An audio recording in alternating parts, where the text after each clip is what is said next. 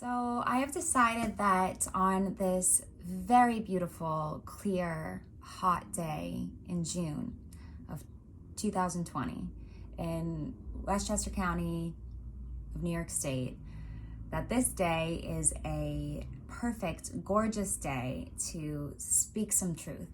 Not because I think that my truth is any more important than anybody else's, but because I know that there's power and there's strength in speaking your truth. I also know that I have had a very specific experience of racism, and I have also had the privileges of an advanced education and seeing the world by way of travel, encountering so many different types of people from all walks of life all over the world. And so I feel strongly that it is my personal responsibility to, as best I can, be as open and honest about my experiences of racism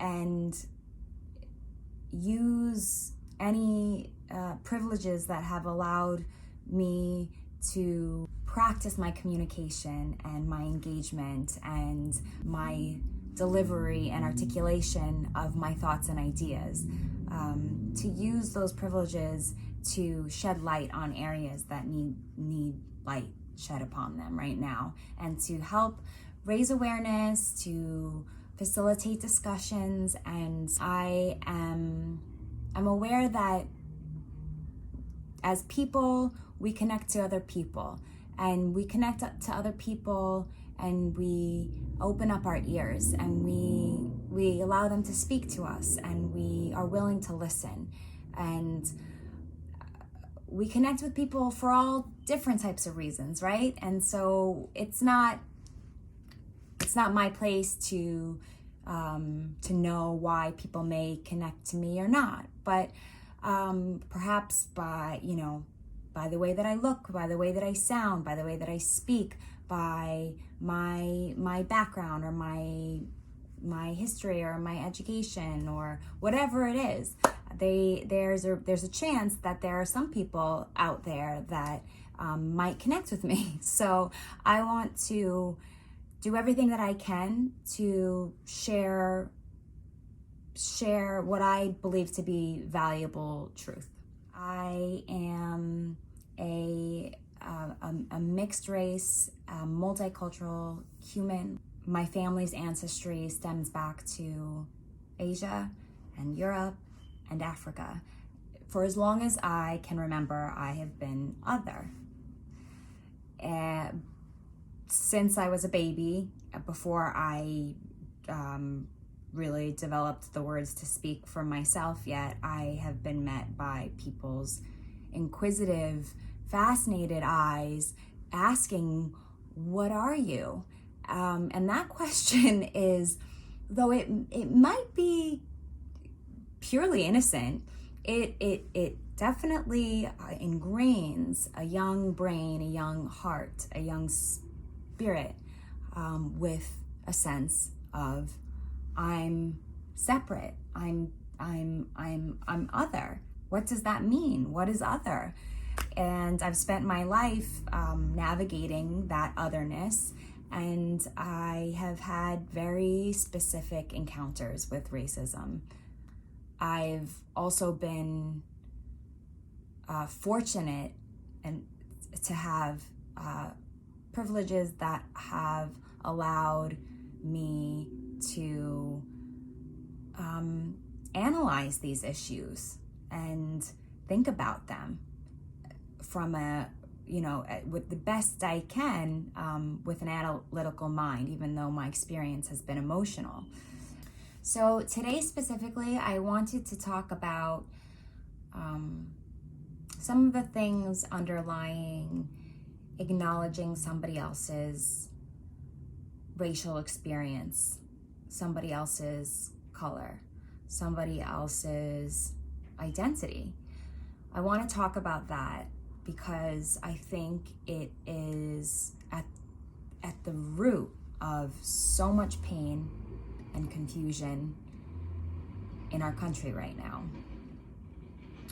And I wanted to share my experience because I think that there's so much between the black and white, right and wrong, good and badness that we've painted this issue with. I know the pain, and I see the pain of what it is when you are robbed of that fullness of who you are in the eyes of others.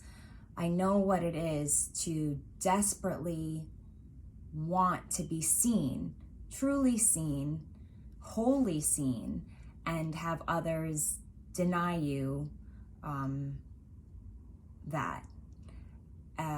Whether it's because they have intentionally decided that you are not someone that they wish to see take up space, or whether it's as a result of someone's ignorance, whether it's accidental ignorance or willful ignorance. It's not my place to say. I know the feeling of hopelessness and helplessness that can come from seeing the world and coming close to maybe a conclusion that it's never going to change, and people aren't going to ever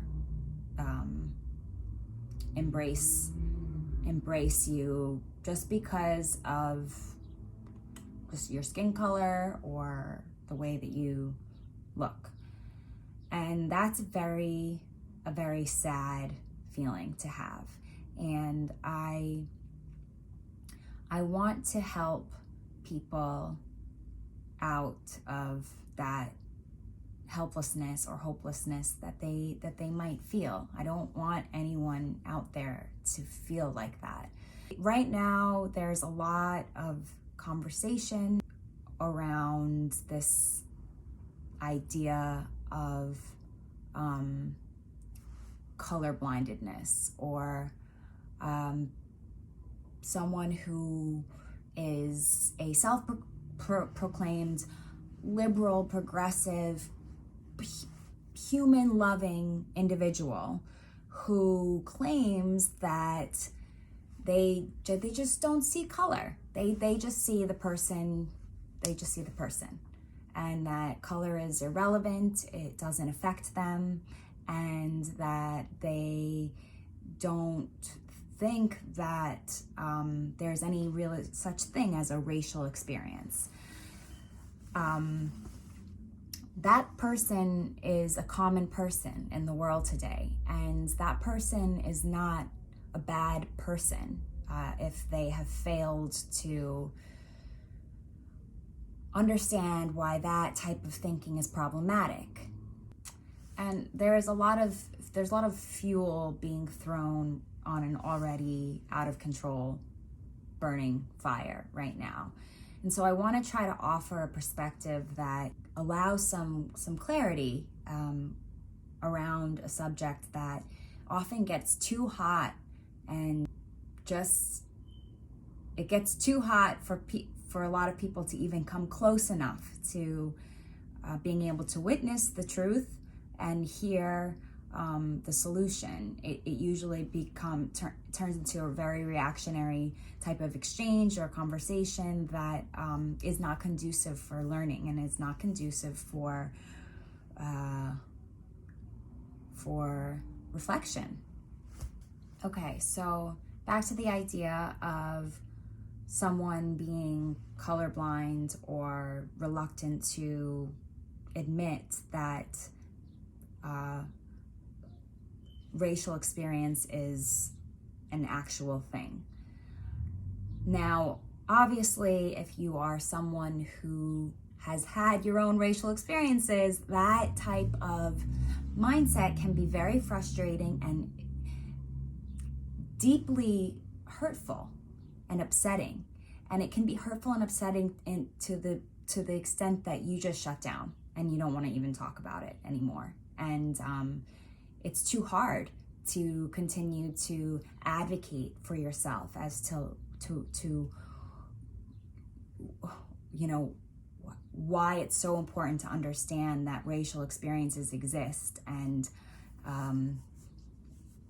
that it's something that should be out in the open so that people can hear what's going on and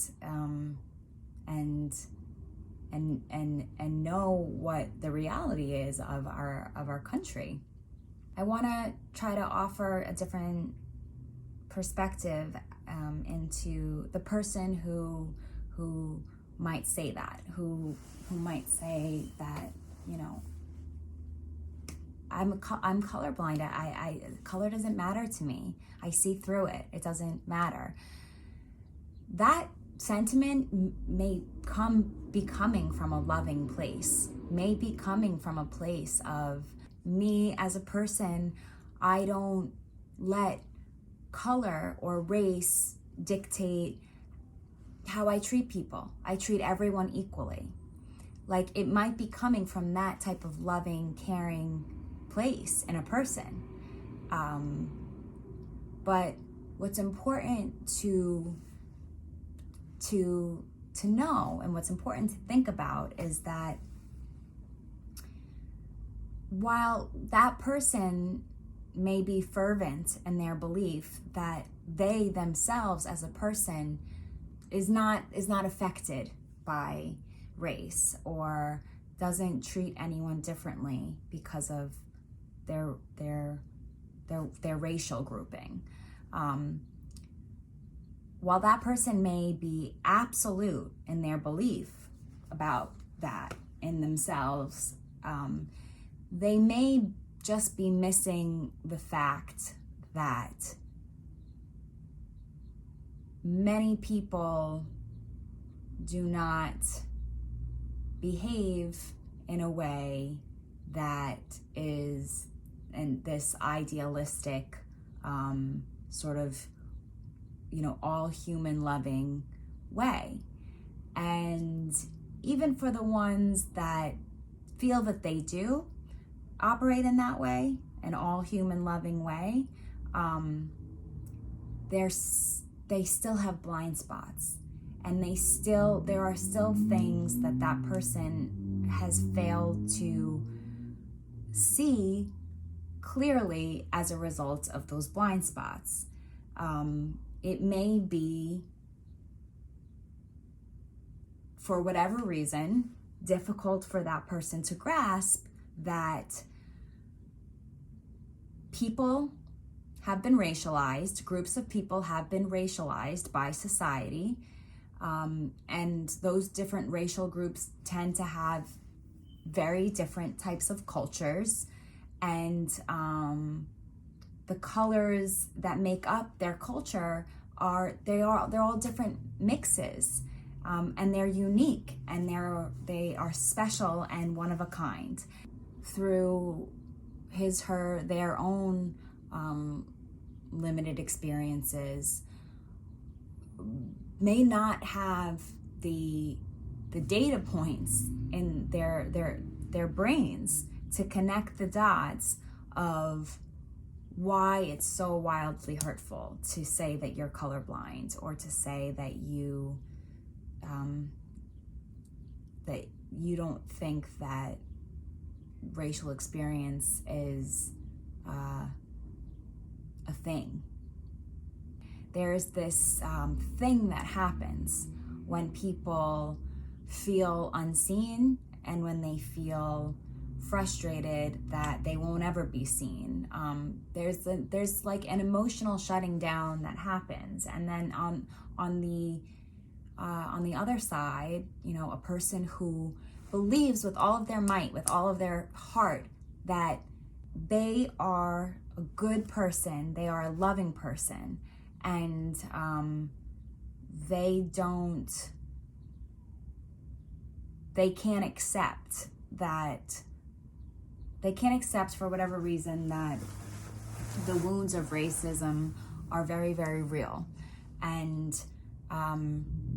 not just the material damages, but the emotional and the psychological damages that come from this erosion of self associated with racism. So when this interaction happens between people that are coming from these places in their minds, it can be very hard to find clarity and peace between in the interaction. And I think that this type of interaction happens a lot in our world and in our communities and in our country. I hope that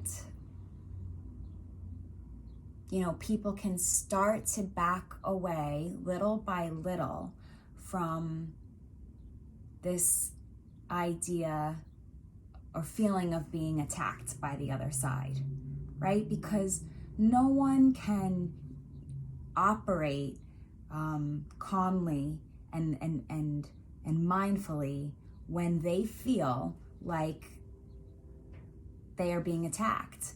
It's just not possible. It's just not possible. And so it's best to try to look from angles that allows us to potentially get away from that feeling of being attacked, and more from a place of, oh, okay, this is how I feel. This is my experience of this event, and this other person has different feelings for a completely different reason, with a perspective that is very, very far from my own. Less of a you're right or you're wrong, I'm right type of a feeling about these issues, more of a, okay, here we are, having had our vastly different experiences of the world, how we've experienced it, so now what? So now what? Now how can we talk with each other in a way that's respectful, that is meaningful, that is worthy of all of our time and energy? I think that that's crucial right now in this moment in human history. I just want to invite you with me to try and consider a relationship or some interaction that you have had that you know it. You feel the friction, you feel the heat, and you can't get past that. You want so desperately to be known in your experiences and to be seen, and it's not happening. It's not happening, and you feel like it's never going to happen. You know how frustrating those arguments can be, or those discussions can be. All we all really want is to be heard and to be seen and to be understood for who we really are, right? So I want you to try to think of a time recently that you felt that feeling with someone. Sit with it for a minute and think, okay, what's the goal? What's the goal here? And hopefully the goal is, mutual healing and understanding. But if it is that, then, take time, like actual time to think about, okay, so if that's the goal, like how can we move forward in a way that gets us closer to achieving that goal? And I think that one of the key things to being able to do that is to see the humanity behind everyone's perspective. And while that, it might be frustrating to you, it might be like triggering to you because of who that person is or the way that they talk or what their ideas are, what their beliefs are. Like, it's okay to be uncomfortable with someone's differences. But it's fundamentally important that we remember that everyone has had their own human experiences that have led to their arrival of exactly where they stand right now.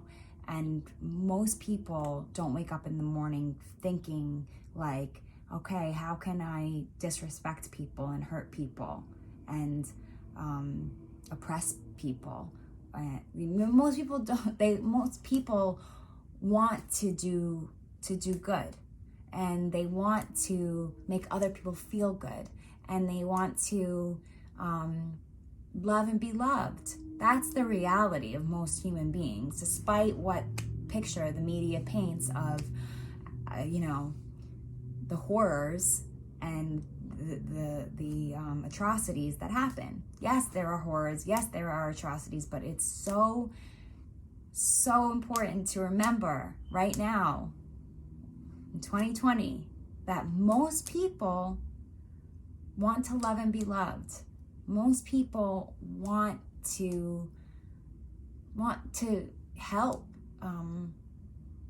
the world do better. So I think that if we enter conversations with our loved ones, with our friends, with colleagues, I think that if we enter from that place, then it might help take some of the stagnation, the paralysis out of these points of friction in our society. Racism is wrong, and the policies and systems that have created a racist society need to be dismantled and replaced with anti-racist policies and ideas and systems. What I hope to do is to help people out there get closer to healing and understanding, and support people in their journeys towards discoveries about themselves and discoveries about each other. And sometimes we need some fresh insight. We need the support of others to help us get there. And we've all given that support, and we've all been on the receiving end of that support. And it's very, it's cyclical. It's part of being human. So hopefully this is helpful, and this has shed light on maybe an area that has been stuck dark for a while in your mind. And hope that it inspires you to, have a new layer of awareness as you get in there and do the work and have really uncomfortable, difficult conversations with people. As you think to yourself, how can I put pressure on my institution of employment? How can I put pressure on the organizations that I support and the brands that I support in a way that's constructive and powerful and directed? I think that we're moving in the right direction. It's best to move forward as prepared as we can be to make the most out of this moment where we're talking with each other and we're sharing with each other and we're listening with each other. We're listening to each other and with each other. So take care of yourself, and don't be scared of the really sticky work that's to be done ahead. Lastly, I just want to say that if you are watching this, and if you are someone who has experienced racism and has suffered as a result, whether it's been directly and negatively impactful to your self-confidence, your sense of self-worth, whether the impact has been psychological, emotional, material. I want to just take time and say that no human should ever have to go through that. And it shouldn't be some price that you've had to pay to just exist. It's not right. It's not okay. And it's important to look at yourself and nurture yourself as someone who has undergone trauma, and to know that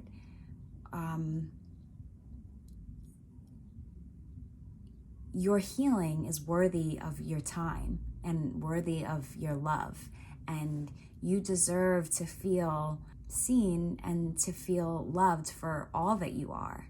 I'm aware of how difficult it can be to maintain your spirit, being on the receiving end of racism. It can be so hard, and it beats so many people down to a point where they don't even remember how to get back up, and they couldn't if they tried. It's such an ugly and detrimental force. Don't think twice about the time that you need to take for yourself to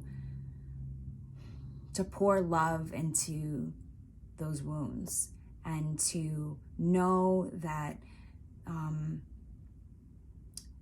the things that have happened as a consequence to those wounds are real, and it is possible for you to move forward in a way that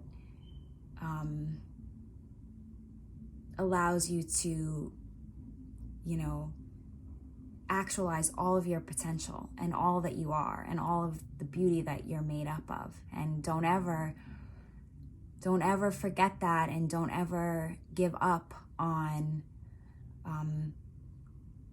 that kind of a future.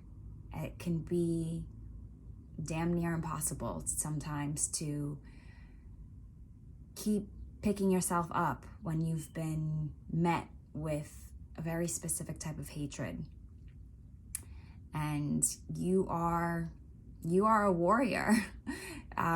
It's not like you signed up to be, but you are as a result of that. And you are powerful beyond even your wildest imagination. So it's just a reminder of how amazing you are, and just keep on reminding yourself, and keep on being